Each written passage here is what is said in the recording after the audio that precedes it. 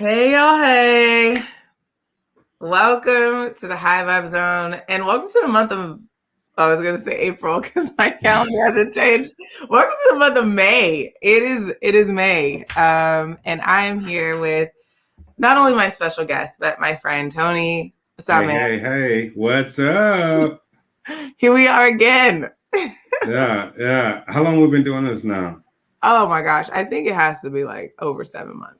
I was thinking, has it been that long? Maybe it's shorter, maybe 6 months. Yeah. No, I look forward to it. I love your audience. I look forward to it. Yeah, it's a lot of fun. I like how I like what you said last time on the live where it's like I just kind of go with the flow of it. And I Yeah. think those are the natural conversations. It doesn't need to be super rigid. And I feel like I've gotten a lot more comfortable with this concept of going live. We're So going now. yeah. Did you have like before when you first started, did you have to like have everything like together and it be like mass produced kind of? No, yeah. I was never together, Tony. Never Yeah. together. Yeah. No, that's cool. I love that. I've noticed that like the podcasts that I've been on, or even the ones that I have, like when I try to get all studious and at this time we're going to talk about this, then we're going to talk about like, I noticed that those are the ones where I go back and I look at it and I'm like, who is that? You know, and my authentic self is, doing it based off of my feelings and based off of like, just like what goes for the moment, of course, research, but yeah, let's just flow with it. Well, but every live we got to start with the encouraging card of the day. I don't know what it's going to be, but we're going to talk about it. I'm going to pull it here. And I find that this is a really good way for us to like stay connected because over your journey, it's just been amazing to watch what you've done and where you've like gone and just man, it's gonna be amazing just to see what. I appreciate you saying that. This ain't about me though. Let's go. I received that. I appreciate you saying that. Okay, this is our card. The path is practice.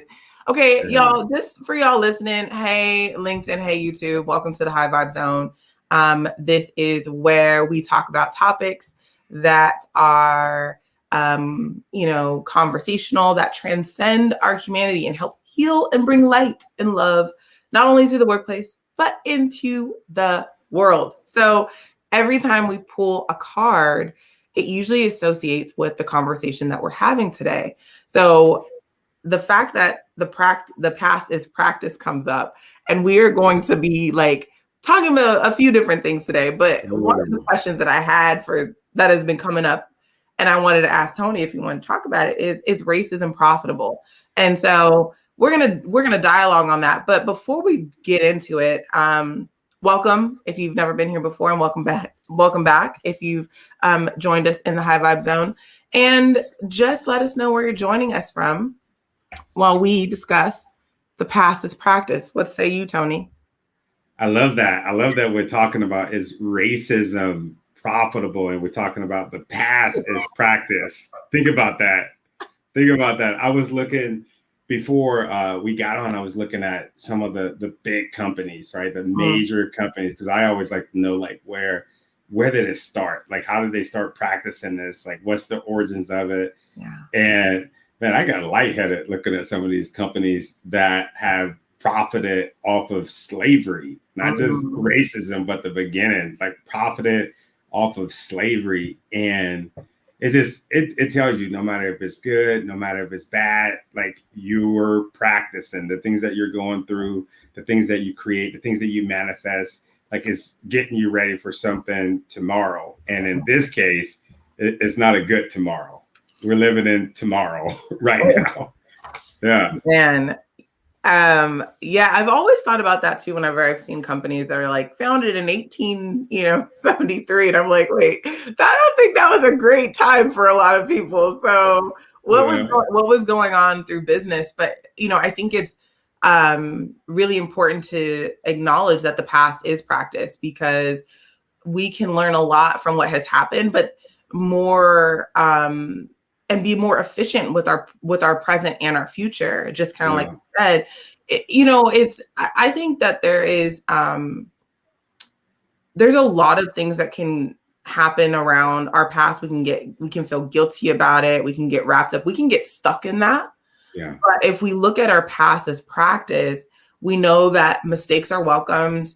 We understand that grace is given and that we can begin to transcend to another space and time that allows us for the here and now, the present, to be a gift that's not perpetuating the past. So that's kind of what that means to me. Yeah. No, I love it. I love it. It's amazing how like every time like you pull one of those cards, it's like it connects to something. Yeah, that's dope. I love it. Yeah, I mean, there's only been one time that it didn't work. It was when I was by myself, and I was like, "Oh, okay, we've done that one. We've done that one. I think we've even done this one." But I was like, "Look, we got a lot to cover today, I feel, and so I just want to give us, some time to do so." But again, if you guys are watching, go ahead and drop your name in the chat. Give us a little emoji comment. Let us know that you're here with us. And if not watching the recording, we still like that recorded love as well. Okay, right before we got on, I was telling you about what I had just got done doing. You want to talk a little bit about that? Yeah, no, because I asked you and you're like, wait, let's let everybody hear too. I like that. I love it because this is good stuff. Because I got a whole bunch of questions. Yes. So my husband and I just got done doing a water fast, and I did a 21-day water fast where I drank nothing but water. This beautiful water bottle was my breakfast, lunch, and dinner. And my husband, you say it with a smile, like with so much grace. I would be like, "This is what I had to eat for the last 3 days." Tony, it was amazing. I mean, my husband did 33 days, and together we've lost over 78 pounds as a couple. Wow. And that's just one component of what this fast brought us. And like, I'm sharper. My self-discipline, I feel, is really much there. I'm in the refeeding process right now. So it's like juicing, salads, fruits, and then I'll start to go on to steamed vegetables soon. But it was really dynamic. If I had to do it over again, I would plan a little bit better because I was still at the same pace of work, which was really exhausting. Yeah.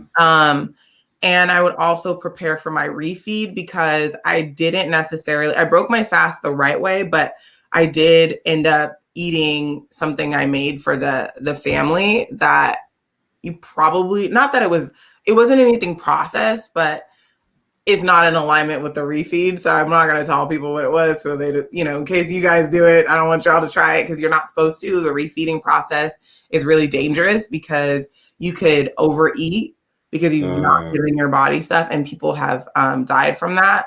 Yeah. And so I basically am on the refeed for the next week or so. But it was honestly one of the top 3 challenging things that I've ever done. Home birth was one of them. A personal life experience was another. And then this was very, very intense. And then having to cook for kids. Oh, wow. And still having to work. Still working. I mean, I did follow a more of a Ramadan schedule where I tried to end all meetings around 2 or 3 so I could rest.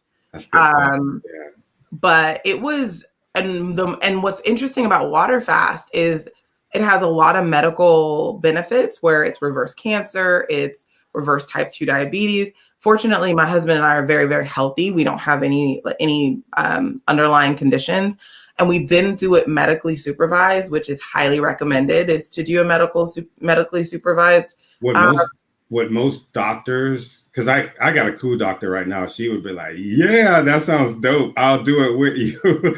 But do most doctors, do they subscribe to that? Do they say, okay, yeah, we think that's a good idea? I don't know. I don't think so. I think some of the first things is maybe to go see a nutritionist or to give you a pill or something.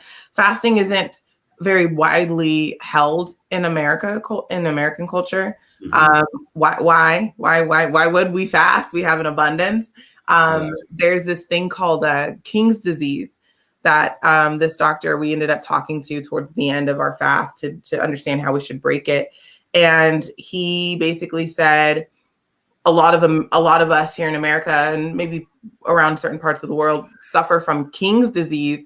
And what that means is back in the days, only kings got diabetes. Only kings got this because they had a plethora of food that they could eat. And the Yeah. peasants didn't have these diseases. They were healthier because they didn't have all this access to food. Yeah. Now in our modern day society, you could go walk into any fast food restaurant, no matter your condition or diagnosis, and they will give you whatever you order.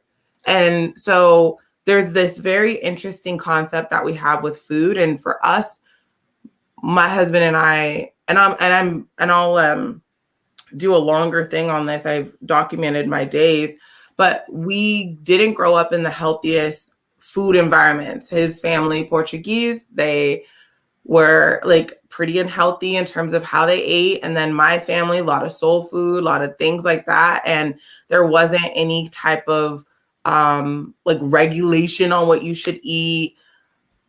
And Yeah. we just ate when we're happy, ate when we're sad, ate when we're bored, that was the hardest part though. Just Yeah. being Yeah. bored and being like, I just want to eat because I'm bored, and recognizing those though. I was able to recognize where the cravings and the temptations and the boredness and the actual hunger felt like, because after a while your body I had a very easy transition. My husband had a harder one in the beginning, but your Yeah. body When utilizes. you say hard, like it was a struggle, like to continue to do it, or He had like a lot of headaches and was very irritable. Me, I balanced it a little bit better. Say I, right? Get him in here and he'll be like, you did not do a great job. But I felt I didn't keep really. her honest. Keep her honest. I didn't have any headaches. I didn't have any headaches. He ended up like putting Himalayan salt in his water, but I didn't have to do anything. I just was like pretty good. I mean, I had irritableness, but I went upstairs. I went to the Zen room, which is this space, and I just chilled. But yeah, it was a very interesting experience. I'm going to do it annually, and then I'll do quarterly, like 3-day water fast throughout the rest of my life. Yeah, I love that. What I know we weren't supposed to talk about this the whole time, but what kind of resources did you look at before you embarked on that journey? So my husband is the research person. He does tons of research. Doesn't matter if we're buying some shoes or a TV or a water bag. He is like the researcher. So there's a place. Sounds like my wife. I'm the one that's like, okay, I'll dive in. Yeah.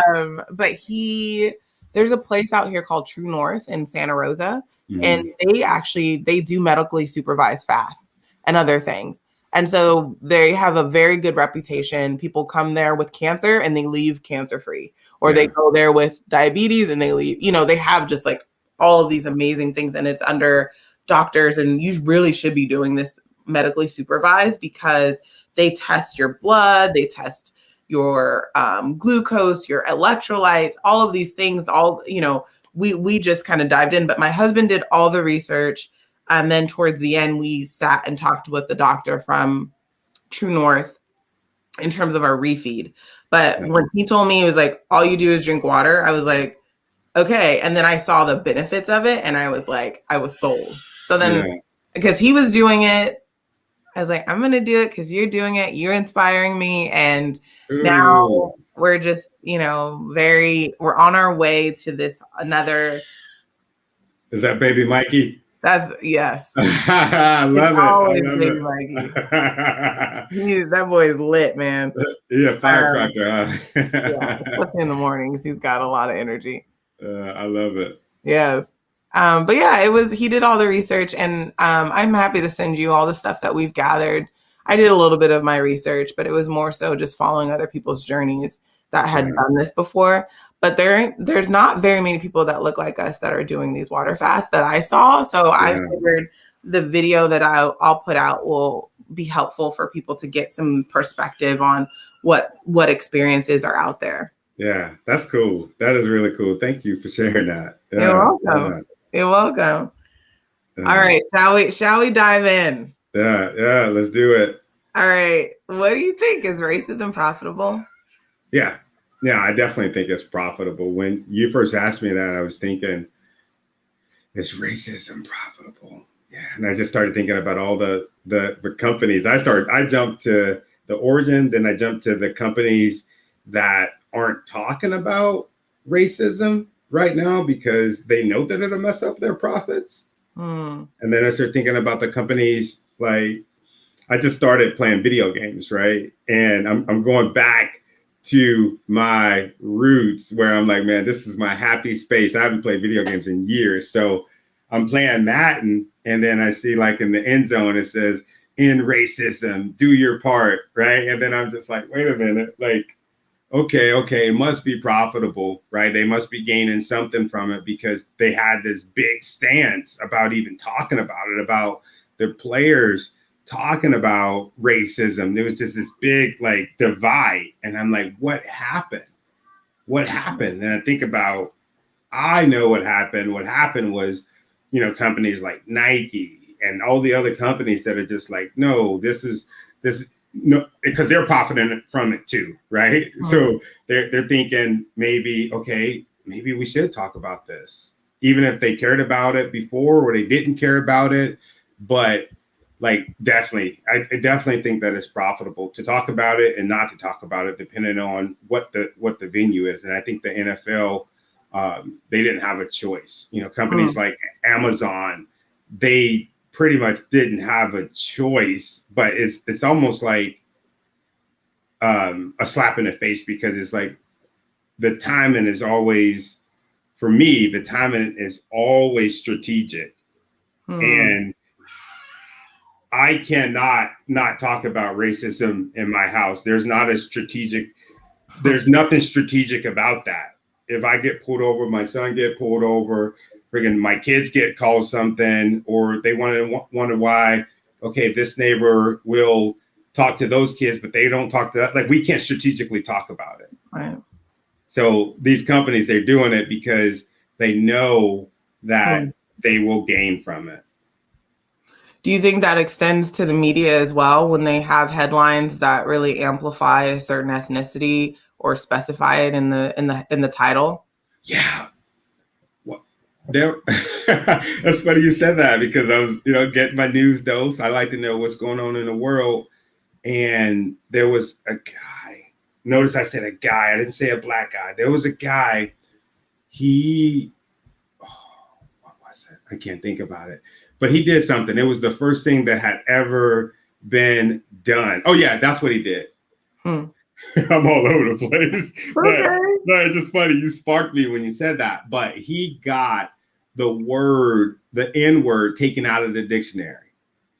And the first thing that they said under his picture, well, not even under, it was under his picture too. And it was also in the title, a black man gets the N word taken out of the dictionary. And then there was something about controversy.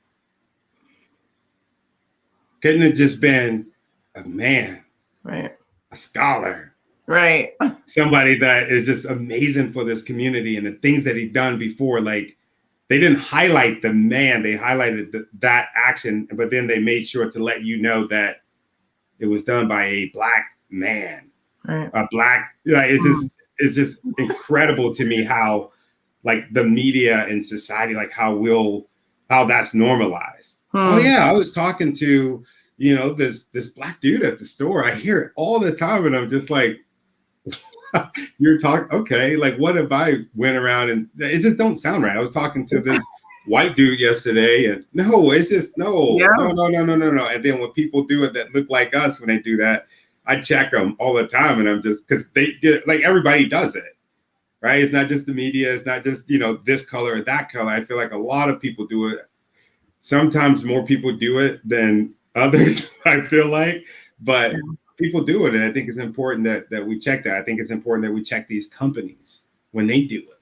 Right. Well, you bring up a very good point. That's first of all, that's a very interesting. I didn't hear about that. So thank you for sharing that news.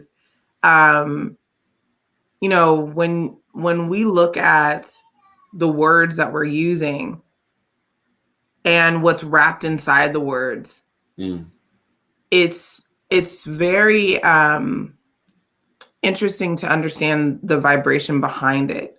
When it's like, yeah, they were black. Yeah, they're black. Right? There's like so many different, and it's like, why do you need to say, and I think I mentioned this to you before, and this isn't what I would say racism. Let me just be very clear, but we're known as the black family on the street. Yeah. But my husband is clear. Hey, don't think we're not. Yeah. I'm like, how does that how does that dominate the fact that we're like, I don't know what I would prefer people to say, just the family down the street. How about the family? How about the family? The family, right? We don't need to say it every time. And I remember my husband, this was years ago when he was working in the city, and he was saying how he was telling a story of there was a black and an Asian man, homeless dudes fighting. And he was telling the story, and then his friend told the same story, but didn't say they were homeless or their ethnicity. And my husband was kind of like, wait, I don't have to do that. It's almost like we, with each word, and because we have not healed the words around what was gifted to us in terms of our ethnicities, which were created by society back in 1607. Yeah. Right. We haven't healed from those. It carries a lot of weight when we say it and how we say it and why we're saying it. It's like we're validating someone's worth or otherwise by saying it. Validation there. Oh, they're black, they're fine. Or they're white, is okay. Or they're this and it's fine. Or my friend is that, it's like we've gotten so wrapped up, and I think we're stuck with those words because when we look at it, it's almost like you can't get wet by the word water, and it's not what you call it, but it's the essence of the meaning that's being carried that's causing more and more issues. And I remember Morgan Freeman, I don't know, I think we talked about this too, is when he was like to Mike Wallace, I'm going to stop calling you a white man. I'm going to ask that you stop calling me a black man, and that's how we're going to solve what we got going on. And people were up in arms about what he said. And that's because it wasn't popular to say that. It still isn't popular to say that. Yeah. It still isn't, but he was right. Yeah. He was absolutely right. He was absolutely right. Yeah. Yeah. It's just funny how you get grouped by the color of your skin. I remember moving into the neighborhood and somebody come up to me, oh, what's up, Tony? I'm like, hey, what's up? How you doing? Because I introduced myself a couple of days before, and they're like, oh, there's another. I'm just like what? Like, huh? I'm just like waiting. Oh, there's another. He's trying to figure out like what he's going to say and how can he fix this? And I'm like, normally with most people, I try to give them a lifeline, but I'm like, nah, man, I'm gonna let you ride this one out by yourself. Another family that I think that you guys would love. And I'm just oh man, that's so funny. That's the difference. And I'm like, that's the difference between me and you, man. I love everybody. I don't care what color skin you are. I don't care about that. Like I see it, right? I see it just like the whole I don't see color, right? Unless you're colorblind, you have to see color, right? Unless you don't have vision, you have to see color, right? And but that's not the case for me. Like I see it, I appreciate it, but I appreciate the person more. Yeah, I've always been, growing up in the Bay, I've always been fascinated by all the cultures that I was around. And I just gained a certain reverence for them. And from the tones of their skin to the hair to the language to the food. And, I see to not see color is to not see the rainbow. And rainbows are beautiful. Humans are beautiful. And when I think about kind of going back to this question, is racism profitable?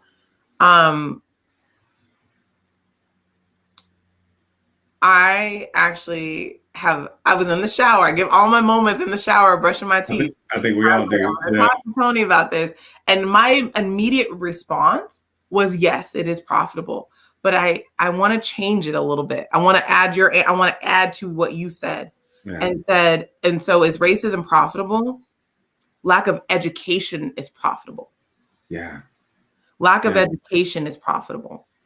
Because what I'm learning from just some of the spaces that I've been able to create, these conversations aren't happening about race. I wrote a blog. I just took a post and turned it into a blog about, you can call me Black. And I prefer it over African American because there's a whole nother depth in that. Right. Because if I go to Africa, guess what I am to them? I'm American. You're American. Right? Yeah. I'm American. Yeah, you're American. They come, so there's this whole other thing. So I tell people I prefer it. Just call me Black. It's fine. But the catch is, you don't need to say it every time you describe me, because that is not who I am. I am not, I am more than just, again, a label. You're Sharice, not Black Sharice. When I first got to the fire department, I was Black Tony. You were Black Tony. Yeah. See what I'm saying? Yeah. So I believe that that lack of education, and when we think about the educational system, if we just kind of go back a little bit to the Industrial Revolution and how education was really surrounded around that whole situation, or built out of that situation, it wasn't to really build competencies. It was to build for the Industrial Revolution. Right. And so we've missed very key markers in our educational system, from how to pay a bill to understanding credit, to how do you develop interpersonal skills or conversation? How do you make a friend as an adult? How do you date properly? Like, all of these little things that really do tie into our society. How do you get informed consent from medical doctors versus just being like, sure, you're the doctor, you know everything that's right. How do you get informed consent? What are the risks? What are the benefits? Everything from that to the fact that we haven't fully educated ourselves on what race actually is. Race is a created thing. It wasn't, and it's fairly new how they were categorized. There's a guy named Carl something that put people into 4 buckets in like 1770 something. And we don't, again, our past is practice. If a man can bucket us, we can unbucket ourselves. Yeah. But I believe, going back to the question, is racism profitable? There seems to be some profit in uneducation that is leading to this perpetuating cycle of racism, which it's not just racism. We have sexism, ableism, colorism, classism. What other one I'm missing another ism. It will come to me. But I was gonna say, this is normally the part when your co-hosts like get in there and say it, but I lean on you for that. I love it. all the isms. There's a lot. There's too many, right? I focus on the top 6 for me, at least in my mind, the top 6, because they're all intertwined. And you have to also think, if racism took a turn in terms of its popularity, that vibration would have to shift as well, which means the news wouldn't be as appealing. Right. People would replace low vibration with higher vibration, and you wouldn't be able to play off of fears anymore. Right. There would be this whole shift that what I'm really fascinated about is how we want change, but no one wants to be different. Yeah. And it seems to be this challenge that we have. No one wants to dance first. but that's what it's gonna take. It's gonna take the Martin Luther King Jr.'s, the Melks, the Mother Teresa's, the all these trailblazers, all these people that people are like, I mean, just getting past the point of calling people minorities. I mean, we really need to stop doing that. Yeah. Like, very much so. Your major, I'm minor. How does that make me feel? Right. I mean, how does that make me feel? Yeah. Yeah. Let me just call you less. How would that work? Just let me call you less. Yeah. I remember my daughter came home from school one day and she said, "What's a minority?" My teacher said that I was a minority. And I was just like, what? No, there's nothing about you minor. You're major all the way. You're so amazing. You're so awesome. And I think that's how we reverse that. We reverse that in our households and with the hope that, those people that we're raising, they go out, they develop their household. And that's how we change the workplace around too. I feel like it's all connected. And that just goes to show you, we've been separated into so many classes in our society that it's just what do they do? Corporate America, right? They're like, what do we do? Because they know that racism is profitable, equity is not, as far as a mindset. But I feel like as long as we are willing to change that mindset, everything else that comes will be amazing. They'll start seeing that, we can do this the right way and make more money because more people will feel and be included. What does that look like? You look on the news and you're not seeing people's brains blowed out, right? You're not seeing it. Yeah, they try to blow it up and do whatever they think that they need to do. But like you said, that's lowering our vibrations immensely. Nobody wants to see that. It's just that's how I really feel like it's a mindset, mindset, not counseling people, because I think that's dangerous. I think that's dangerous. I mean, imagine if we canceled all the companies that profited off of racism and we didn't educate them, right? And we didn't educate them. Hey, we probably wouldn't be able to have this stream right now. Right. I don't agree with that. I mean, something you brought up a couple lives ago, when Martin Luther King Jr. was pushing for integrations in schools, and he had said, "I put my people into a burning building," and there was no education, there was no ease into that. We cannot put the culture into a shock like that. So I agree with what you're saying. I think that the way that we do it is with education and empowerment. I got a question the other day around birth for and it was posed as, how do I supporting birth for minorities. And I was like, I don't know if this is the right time to share the thoughts on minorities, but I don't have another word to replace minorities. Just for the record, I don't have another word for it, but I do know that the way that you look at this, nor should you be obligated to come up with another word that I don't feel is equal or lateral to that. Yeah, I love it. Yeah. But it's educate and empower. Use empowering words and really.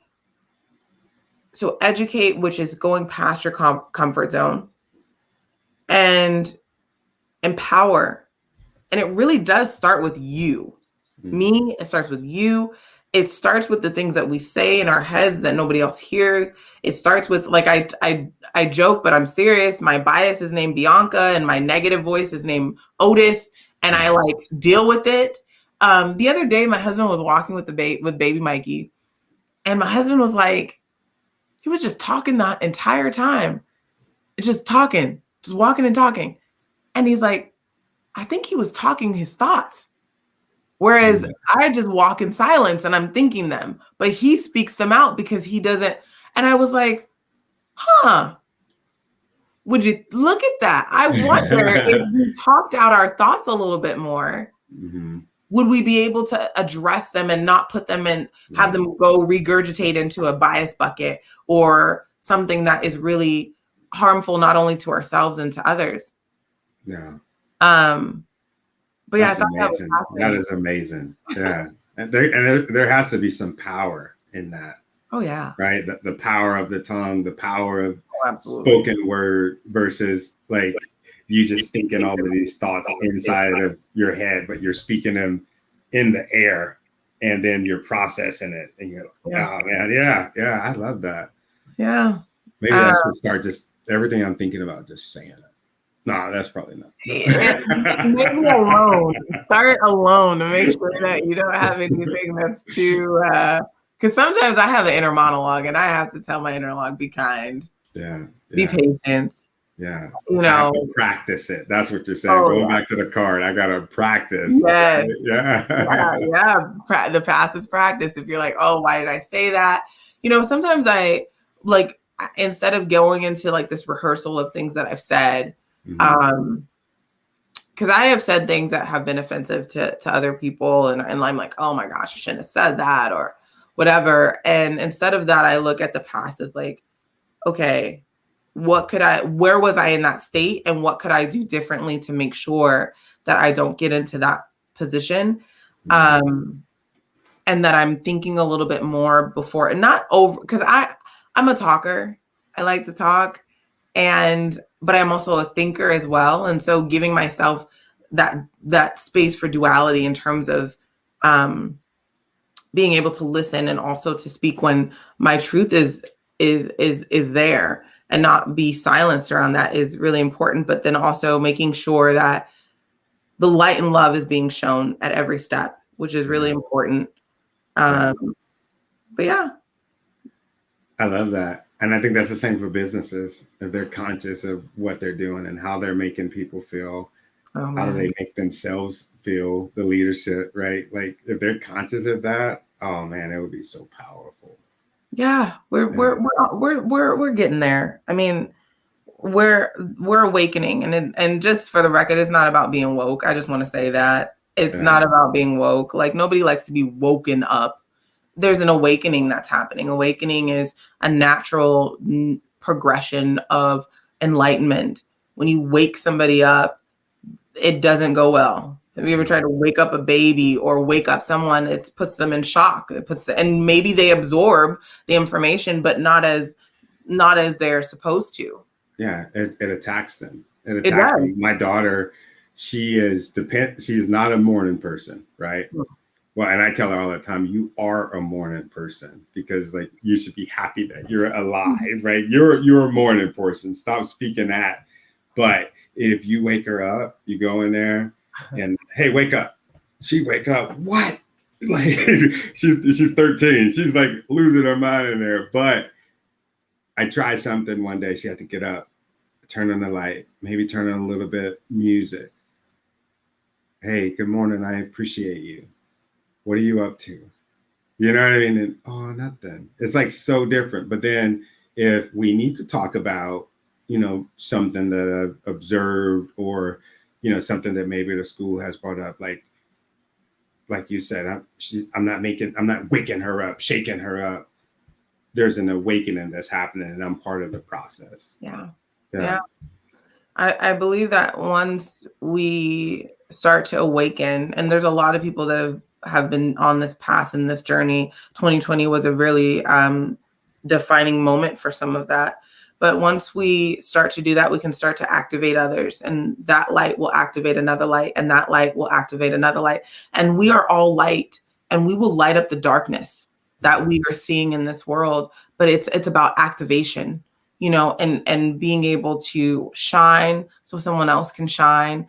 Because again, Ubuntu, I am because we are. I am because you are, Tony. Like we are all connected. It's that thing that you feel when you see someone else hurt. It's Yeah. because your humanness is being hurt.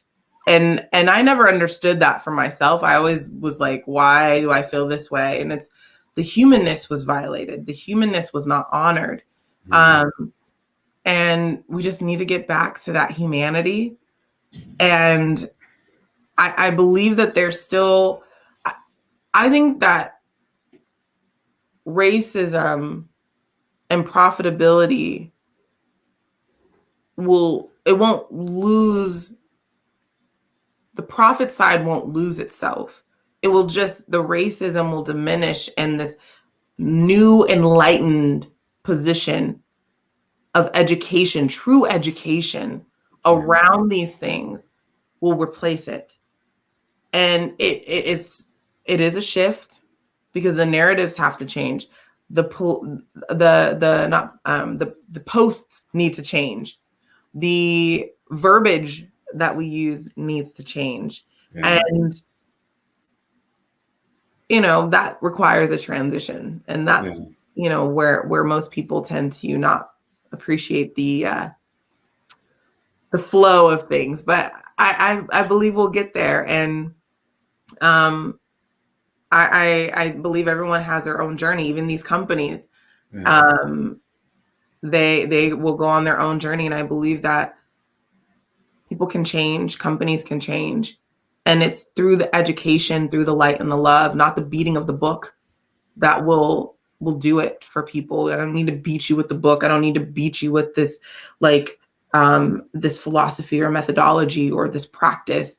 I just need to shine in the best way that I can. What do you think about the companies or people, because people run companies, right? Yeah. What do you think about those people and companies that just, they refuse to wake up? What do we do about that? Like, how do we navigate through that? Because a lot of these companies, you know, our babies are going to be like amongst the unawoken. Did I say that right? I know.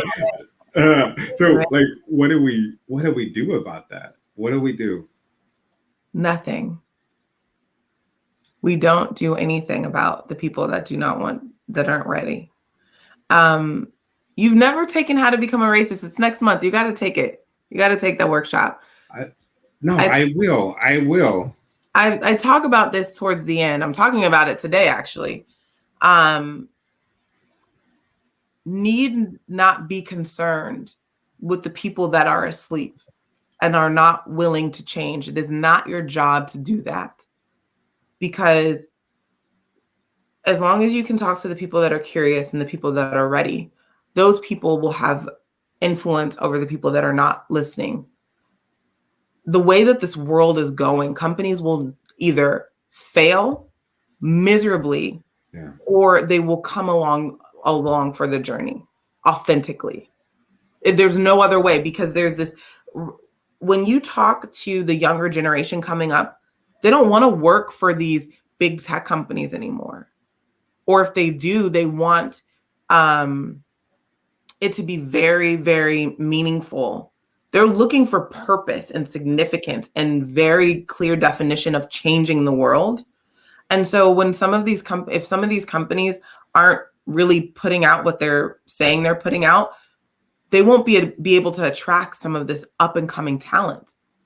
They won't be able to attract people like you and I that have experience in the workplace. Companies will fail. So we need not be concerned with them and their own journey at this moment, because if we put a lot of our energy into fighting, we're not putting the energy into amplifying. Ew. And you get more tired out in a fight than you will being energized by a passion and a source and a light. And so that whole concept of, don't tell me what you're fighting for, tell me what you're standing. Like, don't tell me what you're fighting against. Tell me what you stand for, because I will unite more on what you're standing for than going into a fight that's going to deplete our energy and we still don't make it happen. People are like, we're going to fight racism. How about we start amplifying humanity? Yeah. I'm not fighting racism. None of my material fights racism.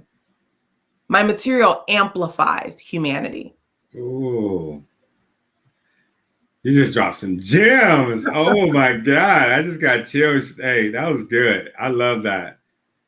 That was good. And the reason that I asked you that was because I hear people, I'm talking to people, they're in my DMs and they're like, look at this. What can we do about this? Like, what are we going to do? And I'm just like, half of me is still like, let's go, let's get them. Right, And then the other right. half is like, man, we've been fighting for so long, like so long. It's been a fight. Like, what if we need to do something else? What if there's another means? There is. So yeah, There is. education, There is. right? Empowerment and education. Yeah, yeah, And again, it's the line from Bob Marley comes into my mind. None but ourselves can free our minds. This modern, this is for a whole nother conversation, Tony, but I'm just going to set it up for us. As much as I'm going to just talk about us as a Black culture real quick, as much as we did not like slavery, we're okay with modern day slavery. yeah. What is modern day slavery? It's debt, it's disease, it's isolation, it's segregation, it's the hate that we have between our own brothers and sisters. It's the stuff that Tupac used to talk about. Yeah.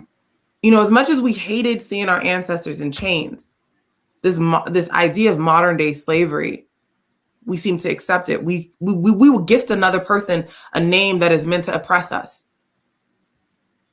We will call another Black person a minority without even thinking about it. Yeah. And is that empowering? No, it still comes from the same oppressive line. Yeah. And I really do believe that we have to heal.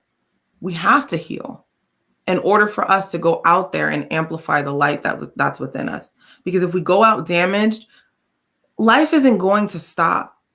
We're not going to have a Thanos hand and all the racists are gone or all the is gone. That's not how it's going to work. We are going to get hurt.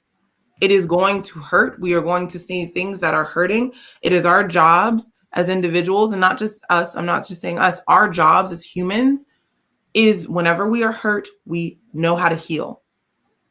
We know how to forgive. And that has been something that has not been universally shared. How do you forgive someone? Yeah. What is that process? It's not in our culture to do so. Yeah. It's good. That's good. Oh man, that is good. Man, you are dropping bombs on us today. I don't know. It's the lack of food. I was about to say, man, you had it in you all along. I like the idea of the water fast. I like that. Yeah. You think about it. I think they talk about fasting as a lot of cultures fast, but it's, and a lot of religions fast as well. But it's one of those things that really do clear out everything that could be harming your body so you can feel a little clearer and start to make. I've slowed down a lot. Even though I'm like talking, I've slowed down a lot. Like I don't get, something happens. I'm kind of just like, okay, let me just observe this for a second. Because I had to learn through those 21 days, if I get upset, that means energy that I don't have to give. Yeah. That I need for the rest of the day. And so my body has learned to conserve certain energy, and getting upset is the quickest way to burn energy. Running that cortisol. Done. Yeah. Wow. So you're regulating your mindset. You're regulating, like, I think that's what it goes back to. Man, that is so powerful. Wow. You got me interested in the water fast now, man. Well, I will send you the information that I used, that my husband did research on, and if you want to do it, again, I highly recommend that it's medically supervised. But you do have a good doctor, like you said, so that person, you should talk to them about it. We had a friend that went up to True North. That's why when you said that, I was like, oh, yeah. And she was saying, yeah, that was life-changing. It was powerful. Oh, you know somebody that went there? That went there, yeah. What? Yeah, there's this is lady we know. What does she do? She gives colonics, Mm. and she was getting ready to do it, and I'm just like, oh, like I can't believe. Then you talk to her afterwards, and you could just see like the glow. You're like, dude, there's something different about you. You know Yeah. what I mean? Like almost like when my wife was pregnant, like Yeah. there was a glow about. I don't care what nobody said. Yes.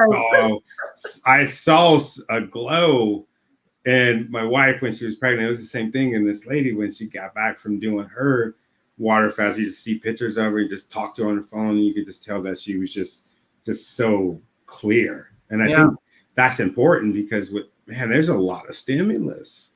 There's a Yeah. lot of stimulus today that is just overbearing at times. I talk to so many people and they're hurting because of it. They're like, stuck. Like this is going on, this is going on, this is going on. And then, on the outside looking in, I'm like, wow, like you can see it. Mm-hmm. You can see it, especially if you've been there before. Like you can see it.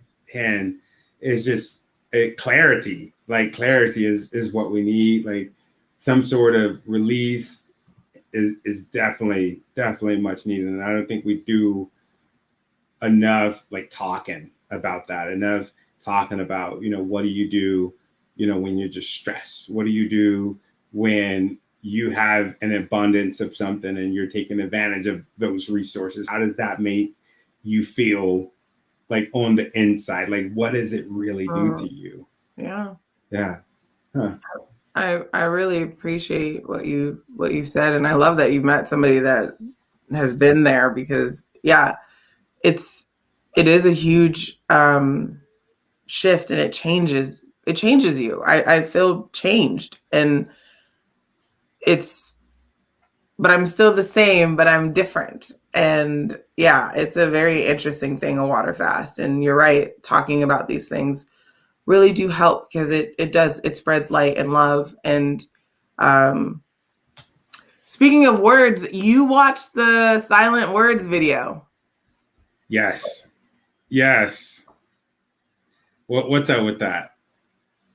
I've always wanted to do something like that. Yeah, I saw it, and I'm laying there. I'm in it, and when you sent it to me, I was like, I watched it, and then I'm like, honey, look at this. Like, I was, yeah. It's so amazing how, we know the power of our words. Like it's so impactful, and I see that a lot. Like where you could say something to somebody, and you just like, wow, that really affected them. And then it's something different. There's a different kind of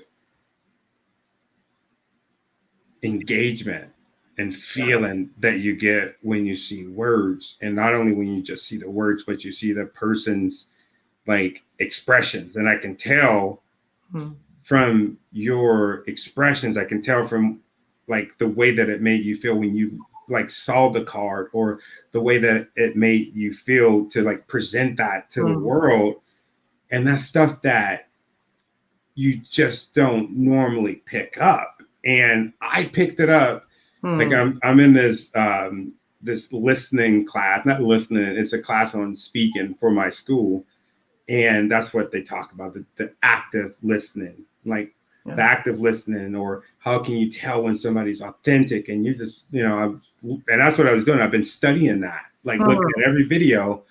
And I was just like, wow, like I felt those words. I felt that you really want to heal humanity. And I was just like,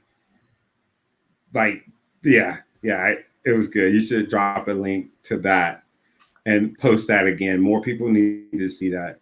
It was so powerful. It was so powerful for me. It's just like, I could just see like, this is why you do what you do, right? Not for financial gain. And I've been trying to explain that. I've been trying to come up with words with different people that I talk to when they say, why did I make certain moves? And sometimes I just can't explain it. I can only say dude, that was in my heart. Right. But I felt that like with you. I felt that like you were in that moment, and when you wrote those words, like it was like, you know. You like that sound effect when I hit the mic? Good. I like it. I didn't plan that. No, I like it. Oh, thank you for that. Yeah, I will drop a comment in the chat for people to watch the video. But it just poured out like water, Tony. It just poured out like water. And I was like, people need to hear this message. And this is how we start to heal humanity. Like, this is it. And I don't know. There's just so many reasons for me. And monetary isn't at the top. Yeah.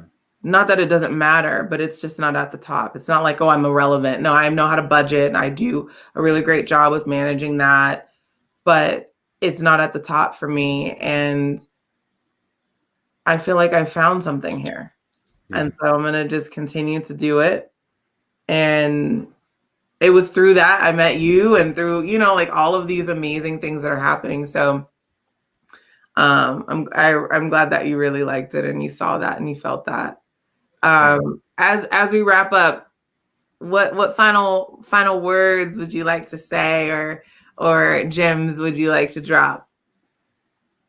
I would kind of following up with what we're talking about and what we do and why we do what we do. And also the conversation on low vibrations and corporate, right? I feel like a lot of people are in that state because they're unhappy. A lot of people, they hate other people because they hate themselves. A lot of people, they hurt other people because they're hurting themselves. And I would just tell anybody that's viewing this, listening to this, that like, you got to start from within. You got to start to heal yourself. Going through life, like, you're going to get so many battle scars, like, as it is, like, you have to do yourself the justice of healing yourself. We go, like, we're so quick to, if you started, crying in this moment right now, I would be, hey, Sharice, what's wrong? How can I help? Like, we're so quick to help other people, but we neglect ourselves.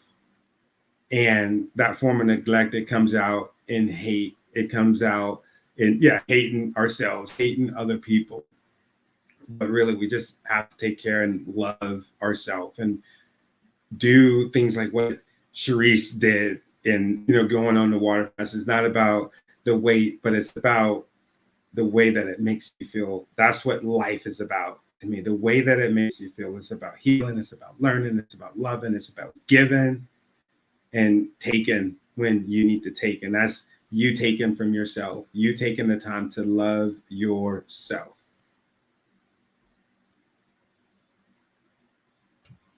I can keep going.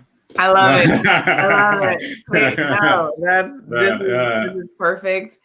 Thank you so much for just always being here and always down for the conversation. I'm so grateful for you. And, as we exit the high vibe zone, I just want to thank everyone that has watched us live, watched this recording, listened to this recording, dropped any comments, anything that stuck out for you today. Tony and I will be back for more for sure. I'll get on your live as well, Tony. I know we got to do that.